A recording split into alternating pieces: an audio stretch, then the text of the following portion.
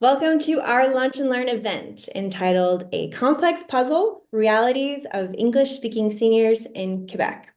I'm Shannon Bell, Research Associate at the Quebec English-Speaking Communities Research Network, QUESCREN, at Concordia University, and author of the brief on which today's presentation is based.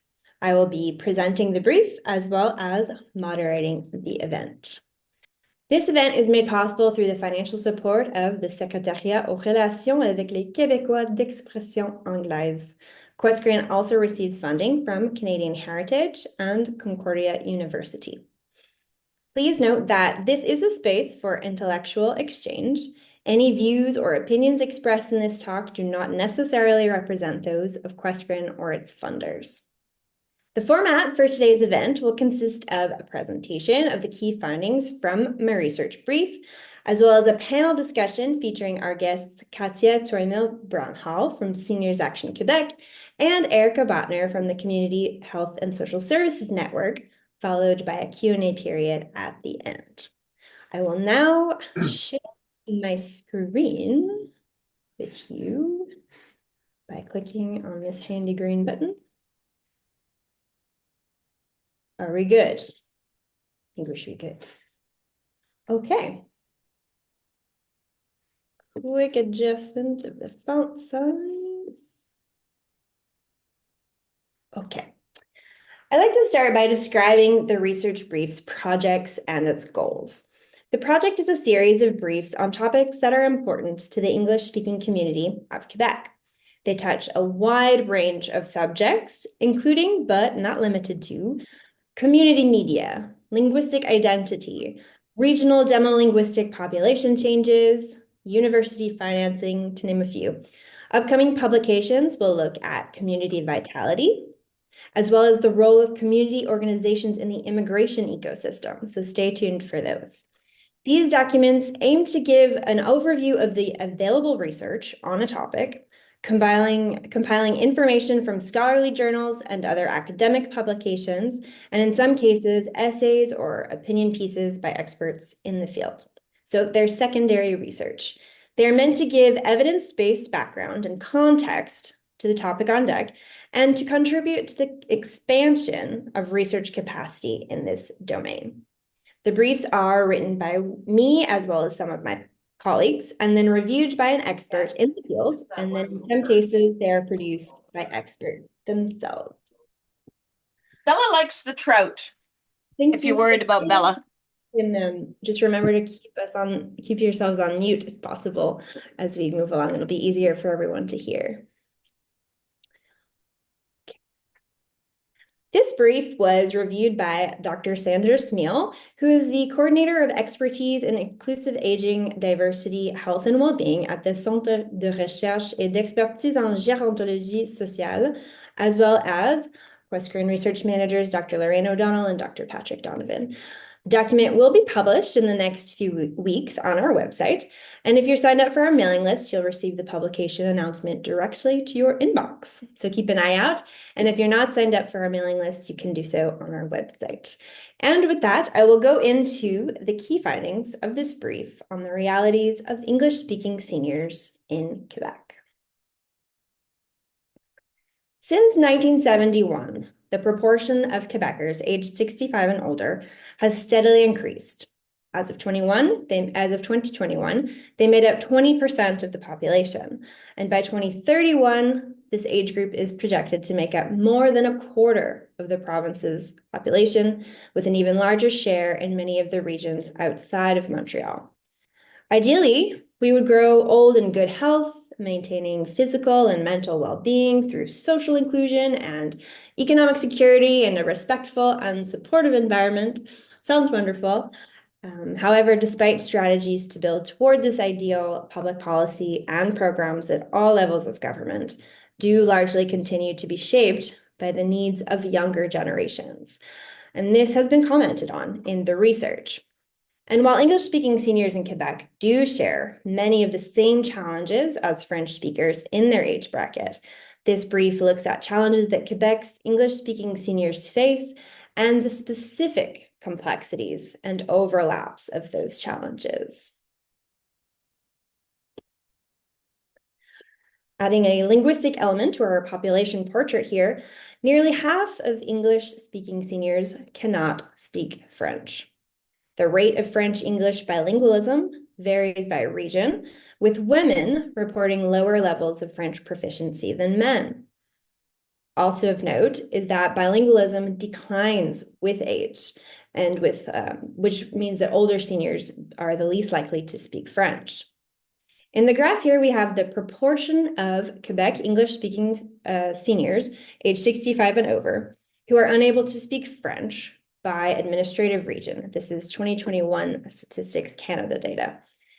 The regions here have been highlighted because they have percentages above the provincial average, which, as I said, is nearly 50%. For comparison, the region with the lowest proportion of non-French speaking seniors is Saguenay-Lac-Saint-Jean. And the brief includes a graph with more administrative regions as well for comparison. But as you can see, the higher proportions of English-speaking seniors who do not speak French are in the more remote areas of the province. Now I'll go through the different topics that I explore in the brief. As I said, there are many layers to the challenges experienced by English-speaking seniors in the province. And so I've broken them up into language barriers in health and social services, socioeconomic vulnerabilities, caregiving, and then we'll look at some of the initiatives and advocacy and research that's being done. And my main goal with this presentation, as well as the brief, is to really demonstrate how complex and interconnected all of these challenges are, and to bring some understanding of this into the discussions around policymaking and proposals for further research. The topic with the most research and advocacy around it is going to be the accessing health and social services in English. It is a core topic that many of the other challenges experienced by English-speaking seniors are related to or stem from, such as caregiving and public long-term care institutions, which I will go into more detail in a moment. And because this is an area that tends to have the most studies around it, the brief doesn't spend too much time on this, but it wouldn't be a true brief on linguistic barriers for this demographic if I didn't give an overview. And so that's what we have here. The main points of this section: language asymmetry, or language discordance, as it's sometimes referred to in the research. These are those communication barriers that arise when a healthcare worker's first language differs from that of the patient. And this can result in myriad negative healthcare outcomes, such as medication errors, inappropriate management of medical conditions, things like that. Another issue here is the difficulty of accessing health and social services in rural and remote areas. Many of the studies looked at for this brief, especially those concerning caregiving, showed how there are some retention issues with healthcare employees who speak English working in remote areas. They just, they don't stick around long enough, or there are just not enough of them. And this is especially important to highlight because, as we saw on that previous slide, the proportion of English-speaking seniors who have trouble speaking French or don't speak French are living in these rural and remote areas, and thus would have a greater need for healthcare workers who speak English. And then there's the burden of seeking care under these circumstances. And this includes navigating the different programs that are available, accessing online information for those who struggle with digital literacy, and the inconsistency of public healthcare information available in English.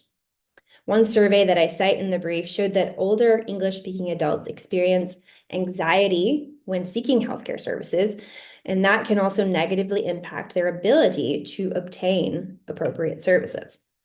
Now, the work of the Community Health and Social Services Network, or the CHSSN, with its affiliated organizations and regional access programs that work with the CUSE network, they're at the forefront of the efforts addressing these issues. So there is a provincial infrastructure in place that aims to tackle these challenges. The next topic that I look at is that of socioeconomic vulnerability. And this piece is really where we get into the layers of challenges experienced by the province's older English speakers. Data shows that English-speaking seniors are a more socioeconomically vulnerable population than French-speaking seniors. And so what do we mean by that? The 2021 census revealed that 13.5% of English-speaking seniors live below the low-income cutoff. For comparison, 9.5% of Francophone seniors live below this income cutoff, and the overall average for within the English-speaking community is about 12%. So 13.5% of English-speaking seniors compared with 12% of the overall population and 9.5% Francophone seniors. And then 23% of English-speaking seniors lack an educational degree or a diploma or certificate, and lower education levels can exacerbate vulnerability by limiting access to information, support programs, and resources, because navigating these often requires a certain level of literacy or formal education, or at the very least, digital skills.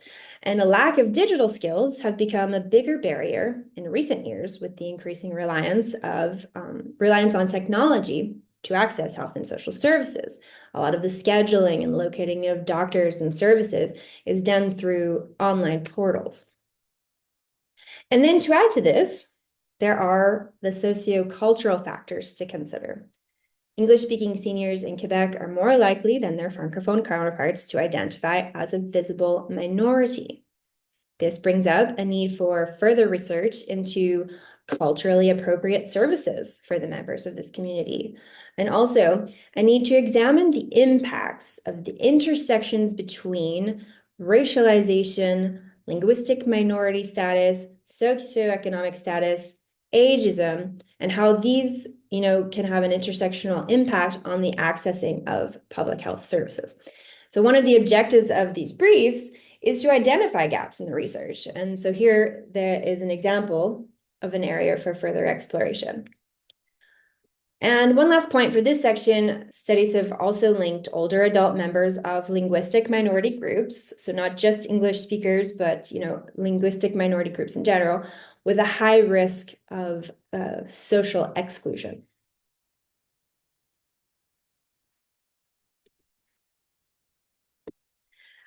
Okay, so here I am defying the rules of what makes a good slide because there's a lot of text on this, but I felt it was really necessary to demonstrate the overlapping issues. So if you'll bear with me on this one. For socioeconomically vulnerable populations, we're less likely to be talking about private housing. So the brief doesn't go into that. So where does that leave us? That leaves us with these two options: aging in place and public long-term housing. Aging in place is this idea of living independently at home for as long as possible, and it is the preferred option amongst most seniors in Quebec, regardless of language. And there are some obvious advantages to this. Research shows that autonomy and continuity of lifestyle contributes to mental health. And from the government's perspective, particularly, there is an interest in supporting efforts to age in place in order to mitigate space issues in the institutions and public long-term care facilities. A major challenge here is that oftentimes homes are not adapted to the specific needs of some older adults. And so then you need to make renovations or adaptations to the home, and those can be costly. There are, however, some provincial support programs for that, but then there is the administrative burden associated with navigating those programs, which I'll go into in a moment. But the other major challenge to this aging in place is that many English-speaking seniors lack a sufficient local support network that makes this a workable option, which would mean having access to informal caregiving options like family and friends, because the adult children of English-speaking seniors are more likely to live too far away to meet these types of needs compared to the adult children of Francophone seniors. So then the other option is a public long-term care facility. And one survey I looked at for this showed that more English-speaking seniors than French-speaking seniors actually expect to move into a public long-term care institution in the next 5 years. And this is likely due to the previously mentioned reason of not having the local support network of caregivers. But then the challenge here is finding an English-speaking institution or one that employs English-speaking healthcare workers, particularly in those remote areas. Another survey that I looked at, the same survey as before, reported for unilingual English-speaking seniors, it's very important to have care in English. So there's a mirroring element to these challenges going on between these two options.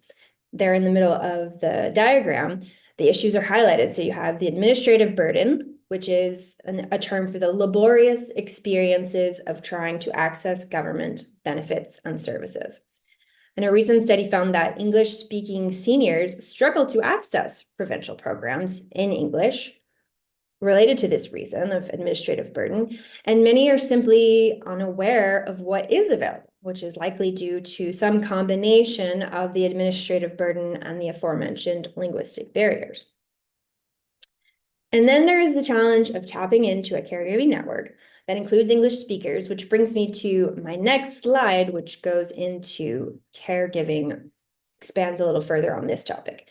So there are two types of caregiving: formal, informal.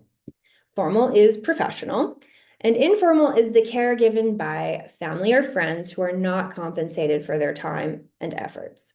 Informal caregiving is actually the preferred form of English-speaking older adults because of the difficulties in accessing public health services in English. We see it's coming full circle. But the challenge here is, as previously mentioned, the adult children of English-speaking seniors more likely to live far away than the adult children of French-speaking seniors. And due to this lack of network to tap into, seniors themselves find that they are filling those caregiver roles. A quarter of English-speaking seniors over the age of 65 are caregivers. And there's a good bit of research on caregiving and the burdens associated with it. Particularly, informal caregivers often face depression and work in financial challenges such as reduced work hours, decreased social participation. 48% of English-speaking seniors who are caregivers report being a caregiver limits opportunities, and women are more likely than men to experience these limitations. So now I will go into some positives. A number of efforts have been made by community actors and research units to improve the social well-being of English-speaking seniors and also improve the understanding of their unique challenges. The Quebec government provides funding through the Community Health and Social Services Network, the CHSSN, listed here, for their senior wellness initiatives, which are activities and programs administered by community organizations to promote the well-being and vitality of the population. And this is something we'll be taking a closer look at during the panel discussion. Advocacy and research is conducted or commissioned or organized by many nonprofits, namely the Seniors Action Quebec, which we'll also hear more about in the panel, and the Quebec Community Groups Network. Academic research on seniors, and sometimes English-speaking and minority seniors specifically, is conducted by the Engage Center for Research on Aging at Concordia, and the Research Center on Aging housed at Université de Sherbrooke, as well as the Center for Research and Expertise on Social Gerontology, or CHSSN. And I can't leave out QUESCREN as well, who has also published and contributed to studies on the topic. So in addition to addressing systemic challenges, much of the research that's emerging from these institutions, it's looking at improving the social well-being of older adults, but also challenging and reshaping those preconceived cultural notions about aging. So the prejudices and the ageism, they're really looking into topics like that. So I'll finish here with some possible solutions that are being proposed by the work coming from these groups.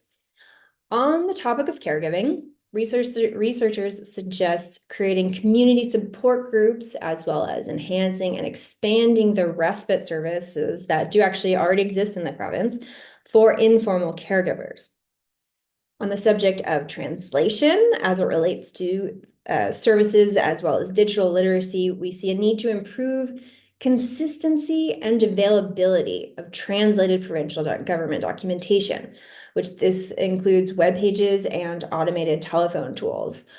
One study published earlier this year revealed that there are sometimes issues where You'll have a government webpage that's translated into English, but it's not clearly accessible because you would need to navigate some untranslated pages in order to fall onto that page. And then the same goes with some of the automated telephone menus and tools. And then, of course, funding is always a scarce resource. A recent program evaluation of the CHSSN's Senior Wellness Initiative, which, as I said, we'll hear a bit more about shortly, had positive results, positive impacts to report, but indicated a need for further funding to effectively reach the more isolated and rural populations that, arguably have some of the most need. And with that, I will invite my panelists to join in the spotlight with me. I will stop sharing my screen here. All right, I think it stopped. Yeah. Oh, I see you guys now. Let me just change. There we go. Okay, so I'll introduce our guests. Katia Toimil-Bramhall joins us today from Seniors Action Quebec. She was born and raised in Quebec in a multicultural and multilingual house. She has a BA in Latin American Studies and English Literature and a master's in Culture and Colonialism, and she's always been interested in the impact of culture, politics, and language on identity. She's worked for various nonprofits in a variety of roles, joining Seniors Action Quebec in 2019, first as a program coordinator, and then moving to her current position as executive director in 2022. We also are joined by Erica Botner of the Community Health and Social Services Network. She's more than 20 years experience working with seniors and caregivers in community and clinical settings, and in planning and implementing and evaluating large-scale provincial programs.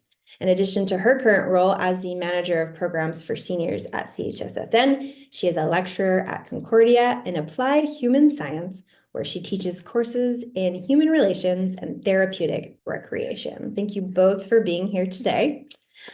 Katia, I'd like to start with you.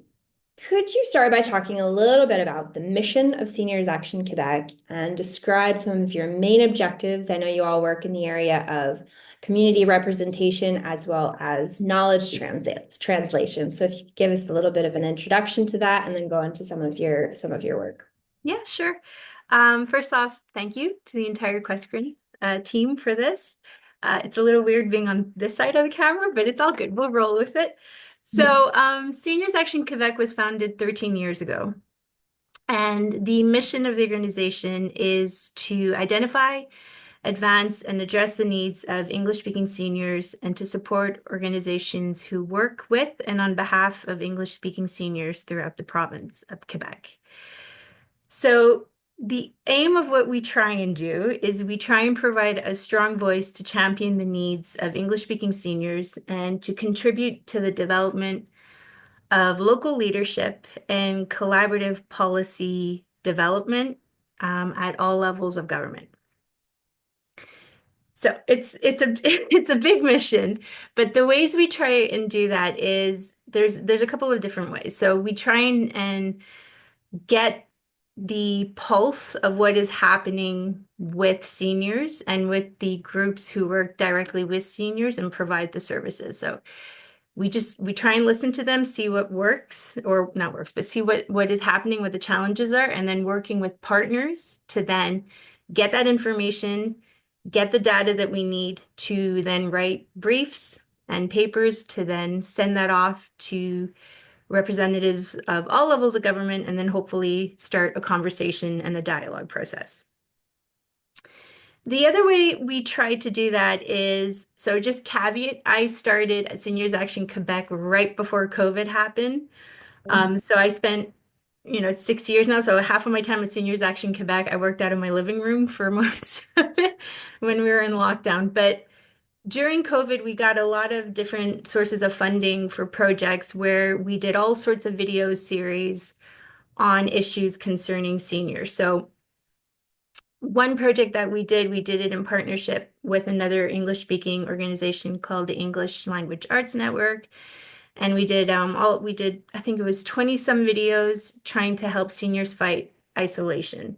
And then within that, we also did a second parter, which was that we distributed iPads to organizations across the province to help them with the digital literacy challenges that everyone, I think, was facing at that time with everything going online.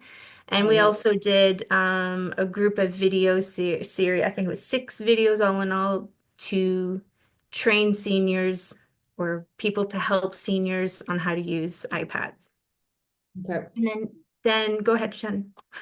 So that's the knowledge translation piece of Yeah, Quebec. Okay. And so ex then you also have the community representation part. And I was wondering if exactly. you could expand a little bit on like how Yeah, do you represent the community and what are some of the ways you do that? exactly. So we are a provincial-wide organization. So there's a lot of territory to cover. So we've slowly started to get out there after lockdown and meet community groups throughout the province. And another way we're doing it is in about 3 years ago, we took over the stewardship of a coalition of English-speaking organizations who work directly with seniors. So it's called the One Voice Coalition. And in partnership with CHSSN, who are the co-stewards with us on this coalition, we're trying to do exactly what I said at the beginning, which is to meet with these groups and hear what the challenges are that they're facing to provide the services to the seniors that they work with. Mhm. So So when it's you're meeting with them, you're doing like focus groups. Is that kind of what you're doing, yeah, or public meeting well, town halls kind of thing? yeah, so we meet about 4 times a year right now, and we get the groups together so that they can share information on what, funding opportunities, for example, exchange of information on sort of what they're hearing about what's going on, information, referrals, information that they're on services, changes in all sorts of contexts with different service providers, if you will, and just so that they can kind of get together and do information sharing of sort of, well, we tried this didn't work. Does anyone have tips on maybe how we can help, provide these services to our seniors? So just a lot of information sharing. And then Yeah. within that, we're also just listening, just kind of hearing, okay, so there's a challenge, for example, with finding volunteers, for example, for helping with services, for example, like Meals on Wheels. Who delivers who can deliver the meals if you don't have enough volunteers? So all of these, the French term is les enjeux of sort of the challenges to just operational challenges and also funding challenges to then provide these services to their seniors. Yeah. And I know you mentioned volunteers. I remember much in the same way as a lot of seniors are finding themselves being caregivers. I think also the volunteer pool, if I'm not mistaken, is largely populated by older adults as well. Yeah, I think there's something that people tend to forget is seniors, just because someone is retired doesn't mean they stop being involved and Yeah. working, right? There's different ways of working. I mean, I see it on a day-to-day basis. So, and that was kind of one of the interesting things that came out during COVID was a lot of organizations did lose, for lack of a better word, their fleet of volunteers or a good chunk of their volunteers. So I think that brought a lot of that came up to the surface, and it's sort of the role that seniors played. And there may not be a monetary value to it, but they do play a very important role, which is, I think, something people tend to forget about. Okay, yeah. And so going back to the community representation part, was there anything else you wanted to share about liaising with the government? So you were talking with the seniors and you're talking with the community, and then you compose and publish briefs, right? If I'm not Yeah, mistaken. yeah, exactly. So the policy work looks at, looking at legislations and, how the potential impacts on seniors. So for example, what we did in February is we were invited with other provincial organizations to do a pre-budget consultation with the finance minister. Mhm. And so we wrote a brief and we put 6 recommendations in that brief. So I won't go into all of them. The brief is up on our website. But the bulk of the recommendations that we put forth in the brief was that extra funding could be given to community groups, into research, so that those services could be provided. So I'll read 2 of them verbatim so I don't misquote the organization.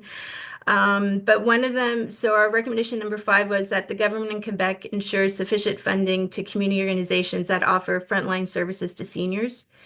We note an increase in the demand for their services while government support has not increased at the same level.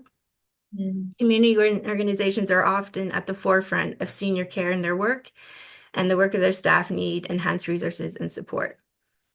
And the second recommendation or the 4th recommendation out of the 6 that we included was that the Secrétariat aux relations avec les Québécois d'expression anglaise, otherwise known as the SRQEA, ensures sufficient funding for the maintenance and development of senior wellness centers in all regions of Quebec. And that's the segue.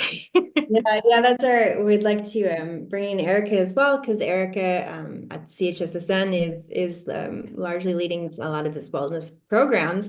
So Erica, if you'd like to chime in and tell us a little bit about the CHSSN for those of us who don't know, and some of your work there. Yeah, sure. But first, thank you so much for having us. And I just want to acknowledge the really well-written and thorough brief that you put together. I found some references in there that I didn't even know about. So thank you. Yeah, for that. And yeah, happy to be on the panel with Katia. We work closely together as partners as well. So also strange to be on this side of the panel, but we're doing it. So just quickly, because not everybody is aware of CHSSN, Community Health and Social Service Network. We're a provincial nonprofit organization, kind of a fiduciary or backbone organization. We get money from the federal government and the provincial government and some foundations, and then we distribute it to community organizations that are helping English speakers to better access health and social services in Quebec. So we're a funder. But we're not just a funder. We also do a lot of capacity building as well with the organizations that we work with. And we have several different programs for different English-speaking populations, early childhood and family, youth mental health, other mental health programs. But the one that we're talking about today is the Senior Wellness Initiative. So it is a network of 34 organizations that are offering health education and health promotion activities to English-speaking seniors in 125 locations across the province of Quebec. Thanks to the SRQEA, the program has continued and has expanded. But like Katia said, and like you said as well in the brief, there are still regions and populations that are underserved, and there's still a need for additional funding as well. But basically, these senior wellness initiatives are offering health education and health promotion activities designed to break social isolation, increase access to information about health and social services in English, and increase autonomy and well-being through purposeful and informed programming. They're not day centers. A lot of people kind of equate them to day centers, but they're not designed, for people with a loss of autonomy. There's no strict criteria for participation. They're community-led, which means they're cost-effective.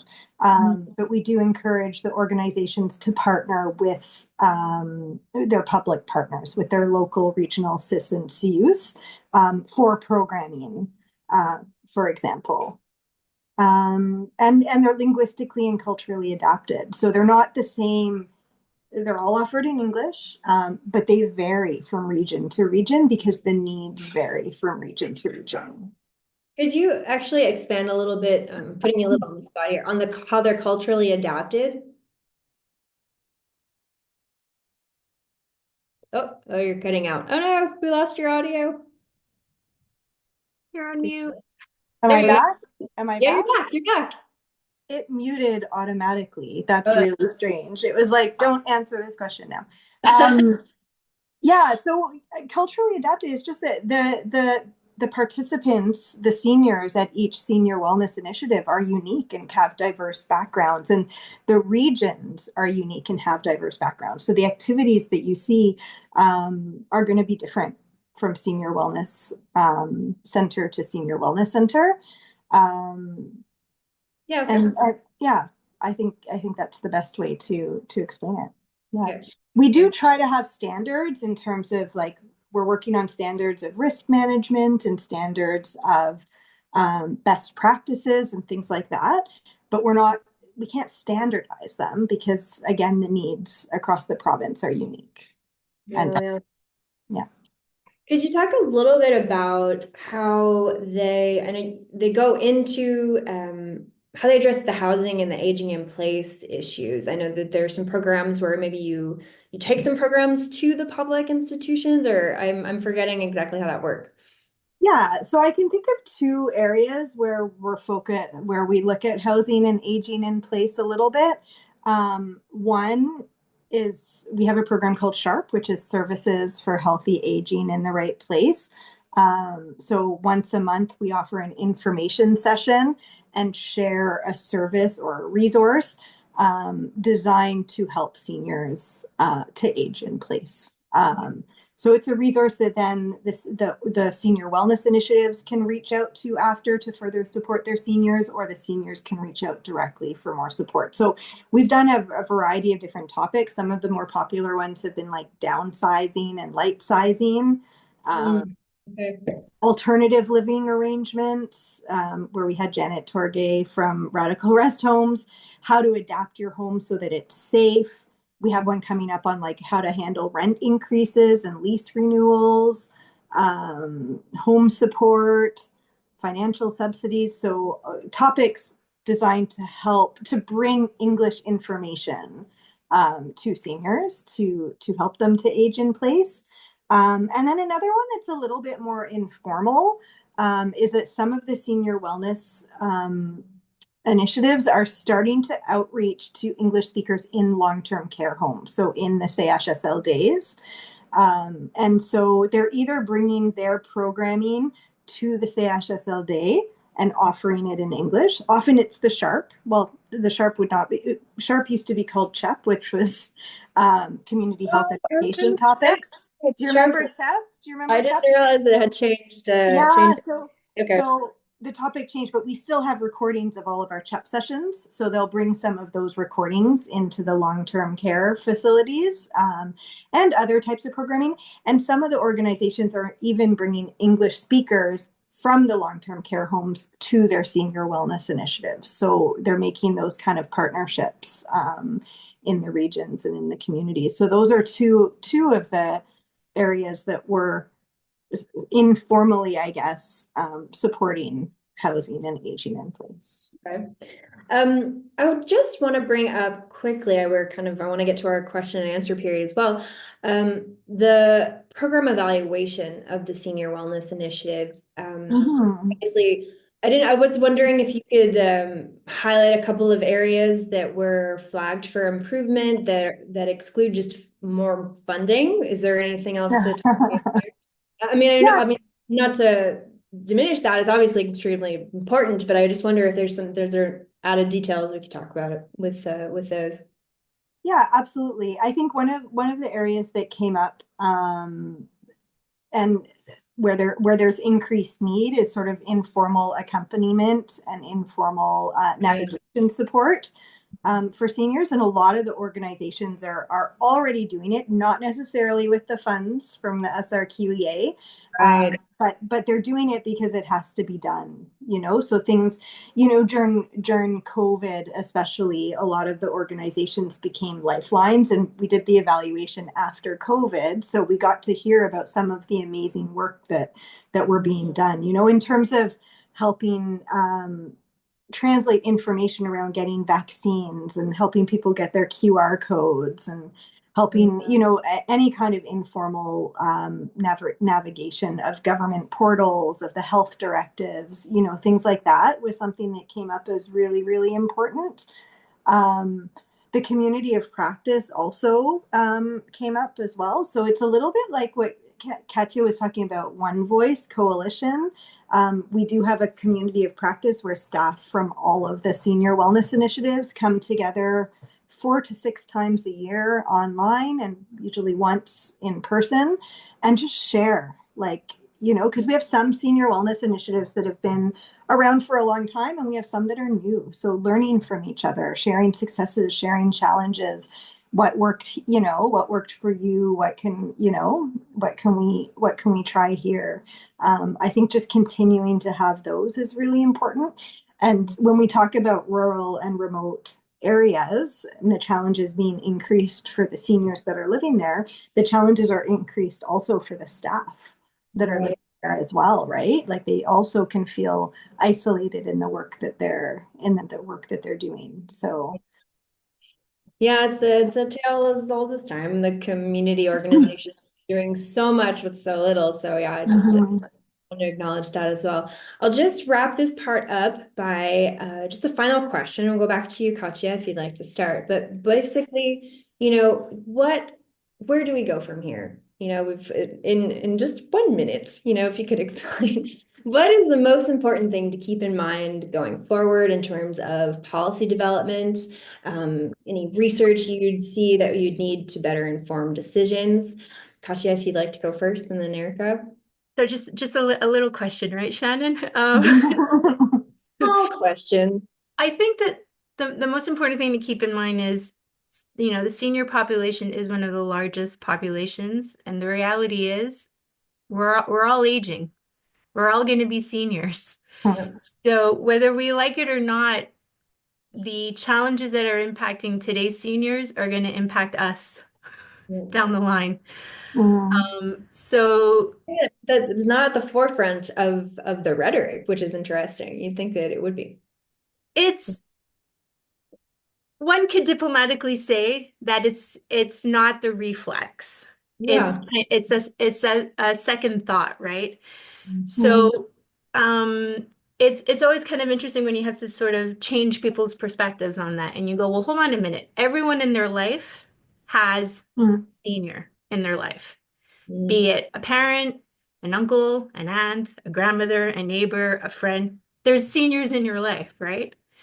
So indirectly, you could be seeing those challenges or even living through those challenges, but you don't realize that you're seeing what those challenges are and you're trying to deal with them because you just get on with it. So it's when you kind of try and switch that perspective on people and to start the conversation, that's normally when you get their attention and you can get the conversation going. So where do we go from here? I think that as a society, we realize that seniors are here and we will be seniors. And it's something that just needs to be talked about in general. Well said. Well said. Erica? Gosh, how to follow that? You made me think of a couple of quotes, like "We're all future seniors," right? From Ashton Applewhite. And what else did she say? Ageism is discrimination against our future selves. So I would just add, right? Isn't that a great quote? So I would just add that I think that we need to include English-speaking seniors and the staff that work with them in consultations around access, around housing, around aging in place, like include the people that policies are going to affect. I think that's really important. And then continue to invest in the senior wellness initiatives and other community orgs. Because something else I just remembered that came up in the evaluation and in your brief is that we need to make sure we're serving the most vulnerable, that we consider all of the intersections and marginalized populations that maybe we're not necessarily serving yet. So, yeah, because they tend to be the hardest to reach, right? And exactly. require the most resources. Okay, well, that is a good wrap up for a very brief conversation on a very big topic. I will go into the Q&A. It looks like we have couple of questions. We have a lot of chatter in the chat box, but I will prioritize the Q&A and then I'll see if there are any questions that slid into the chat instead. So I have one from Kim Arblaster. She asks, what does a senior do if they're interested in educational opportunities through the CHSSN network? So I feel like this might be for you. Educational opportunities. Does that say anything to you? Well, yeah, I mean, our senior wellness initiatives offer educational opportunities, right? Like it falls, education and learning is part of health promotion. And so I think the best thing to do would be to find out where your regional senior wellness initiative is. We have one in every region of Quebec that serves most areas. So you can go on our website and click on programs, click on senior wellness initiative, and then there's going to be a map. And that map will show you where each of the senior wellness initiatives are in the province. And we can probably include that in our follow-up email after the Zoom. We do send a follow-up email to all the participants with links that we've mentioned, so we can try to include that as well. All right. From Linda Shohei, I have a question about naturally occurring retirement communities. Are there naturally occurring retirement communities, or NORCs, in Quebec, or initiatives in place to develop them? Do either one of you know what that is and like to speak about it? I can start. So NORC is a naturally occurring retirement community. And what is that?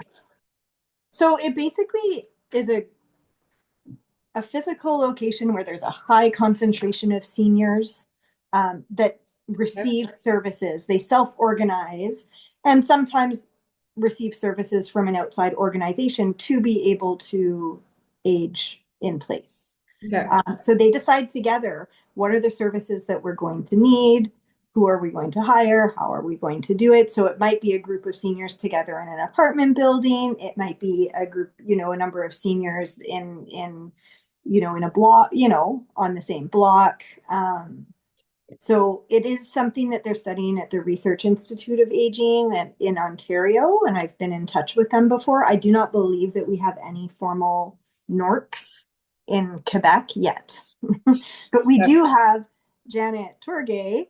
I don't know if I'm pronouncing her name correctly, who has an organization called Radical Rest Homes, and she's trying to help people to find alternative living arrangements to aging in place alone and moving to a long-term care. So she's trying to help people come together who want to live together and support each other as they age.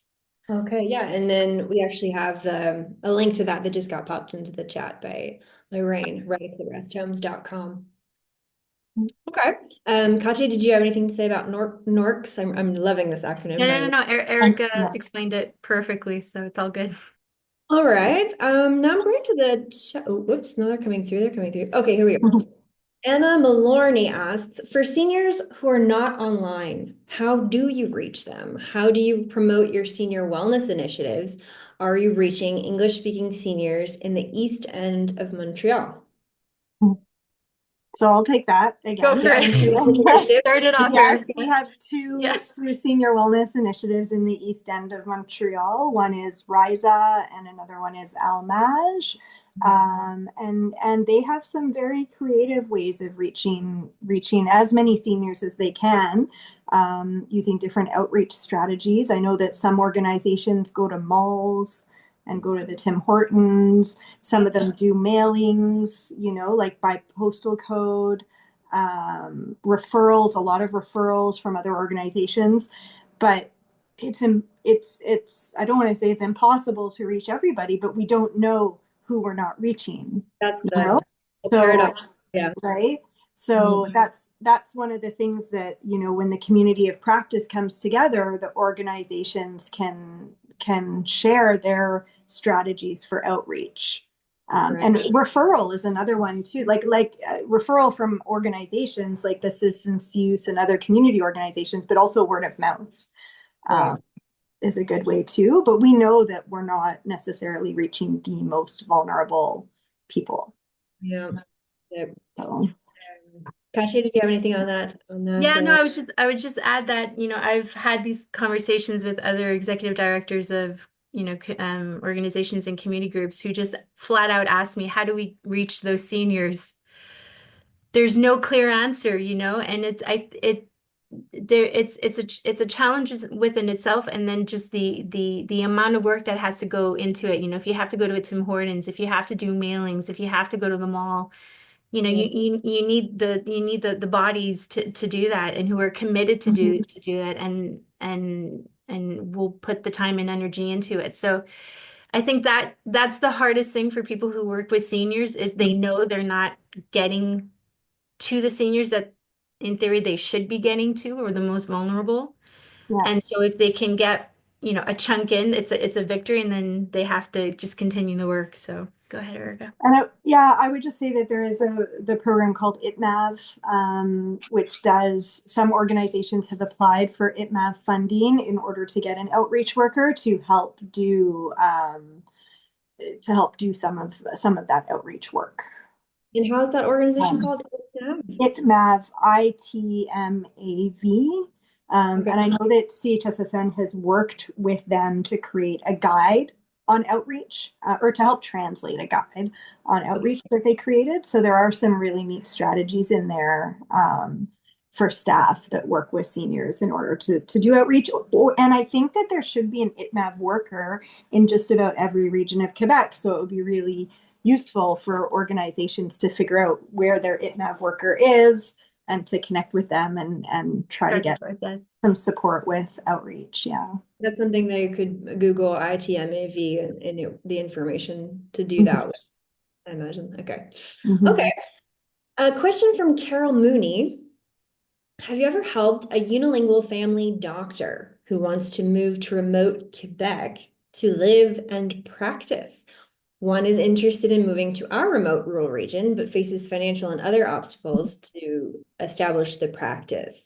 They're from Ontario. Have you ever seen a situation like this, either of you? It makes me think of the movie La Grande Séduction. Yes.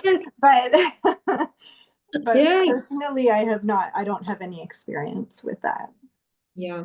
Imagine what came up a little bit when I was reading for the brief is that, well, there are programs. For example, McGill has a McGill Dialogue program it's not necessarily established physicians, but it's a financial scholarship program to encourage bilingual students in healthcare fields to move out into the regions. So, and that's one of probably other programs as well. So I know there's some things that are trying to address that the shortage is known, that there's a need for more healthcare workers in the regions that speak English, but that particular question, I hadn't seen a solution to that particularly. Now I'm going to go into the someone said, what is ITMAV? It's the Intervenant de Travail Milieu avec les Aînés auprès de vulnérabilité. So that helps me. I had not heard of that, so I'm glad to know now. And it's not specifically for English, for support English speakers. It's for English and French speakers. But I know that some ITMAV workers, some of the positions are specifically to help outreach to English speakers. They have that as a mandate. Yeah. Well, and that's the thing too. Some of the French language organizations do have programs where they may be adapting some things, but they're not always, the first place one might look for adapted programs. So there's another hurdle there. There's a question. I'm just kind of browsing through the chat box now. So this is at random and in no particular order. Someone asked, is it realistic to think we could get the help of media to bring this idea of ageism and need for more support for the English-speaking population, and to help create a mind shift within the public, and as a consequence, funders as well? That's an excellent question. Do either of you have anything to comment there? Do you want to start, Katia? You want to start? I can start. I don't think it's unrealistic. I think that there's a lot of, I'm thinking about things that are happening outside of Quebec. I know that the Research Institute in Aging across Canada is looking at a whole culture change in aging, like changing how we view aging, what it means. And I think across Canada too, there's a new, it's called community-based services for seniors. It's a whole new type, area of support, and they're trying to bring more awareness to the importance of community-based care for seniors. And I think they have a communications strategy team that's looking at exactly that, right? Like how to change society's view of aging. So I don't think it's out of the question. It's something that we've talked about before. We don't necessarily have a strategy in place, but it's, CHSSN and QUESCREN and SAQ, we can work together to, I think we're constantly working together to try to change. Yeah, it's a big one. It's a big one because it's so when I'm kind of, offline and I'm just going about my day listening to and reading stuff, I am starting to see more stuff circulating in the media on on senior issues, but sometimes it gets kind of wrapped in the lens of multi-generational as well. But there is, there are way more documentaries I find coming out on aging. Podcasts are popping, on these themes as well. Probably due, no, this is my own interpretation, probably due to COVID and the realities we all saw. But I think there's just a general interest. I think it's a topic that people are aware of and are kind of seeing that there really is something going on here and we haven't really spoken about it for a while. So let's start talking about it for sure.